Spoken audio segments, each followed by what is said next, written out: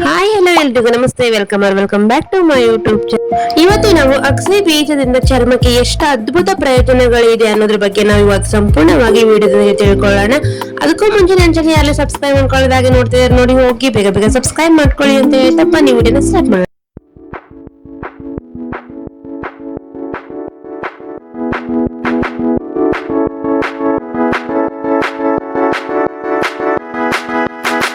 ಅಗಸೆ ಬೀಜದ ಪುಡಿಯನ್ನು ಸೇವಿಸುವುದರಿಂದ ಚರ್ಮಕ್ಕೆ ಸಾಕಷ್ಟು ಪ್ರಯೋಜನಗಳಿವೆ. ಇದರಲ್ಲಿರುವ ಒಮೆಗಾ 2 ಕೊಬ್ಬಿನ ಆಮ್ಲಗಳು ಚರ್ಮದಲ್ಲಿ ಇರುವ ಉರಿಯೂತವನ್ನು ಕಡಿಮೆ ಮಾಡಿ ಮೊಡವೆ ಮತ್ತು ಕೆಂಪಾಗುವಿಕೆಯನ್ನು ತಡೆಯಲು ತುಂಬಾನೇ ಸಹಾಯ ಮಾಡುತ್ತೆ ಒಂದು ಅಗಸೆ ಪುಡಿ.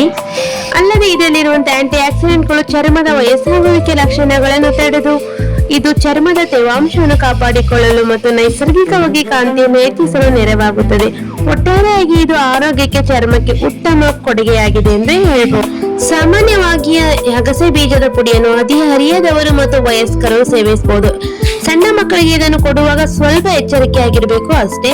ಇದನ್ನು ಸಾಮಾನ್ಯವಾಗಿ ದಿನಕ್ಕೆ 1 ಸ್ಪೂನ್ ಅಷ್ಟು ನಾವು ಸೇವನೆ ಮಾಡ್ತಾ ಬಂದ್ರೆ ನಮ್ಮ ಚರ್ಮದ ಕ್ರಾಂತಿ ಸಹ ಹೆಚ್ಚಾಗುತ್ತೆ ಅಂತ ಹೇಳ್ಬಹುದು.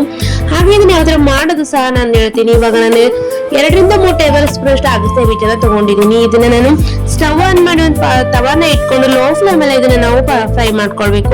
ಚರ್ಮಕ್ಕೆ ಅಷ್ಟೇ ಅಲ್ಲ, ಈ ಒಂದು ಅಗಸೆ ಪುಡಿ ಡೈಜೆಷನ್ ಇಂಪ್ರೂವ್ ಮಾಡೋಕ್ಕೂ ಸಹ ತುಂಬಾನೇ ಹೆಲ್ಪ್ ಮಾಡುತ್ತೆ. ಅಗಸೆ ಪುಡಿ ದಿನಕ್ಕೆ ನಾವು 1 ಟೇಬಲ್ ಸ್ಪೂನ್ ಅಷ್ಟು ಸೇವಿಸ್ತಾ ಬಂದ್ರೆ ತುಂಬಾನೇ ಒಳ್ಳೇದು ಅಂತ ಹೇಳ್ತೀನಿ. ಹಾಗೆ ನಮ್ ಗ್ಯಾಸ್ಟ್ರಿಕ್ ಇರ್ಲಿ, ಹಾಗೆ ಹೊಟ್ಟೆ ಉಬ್ರ ಇರ್ಲಿ, ಅದೆಲ್ಲದೂ ನಿವಾರಣೆ ಮಾಡುತ್ತೆ.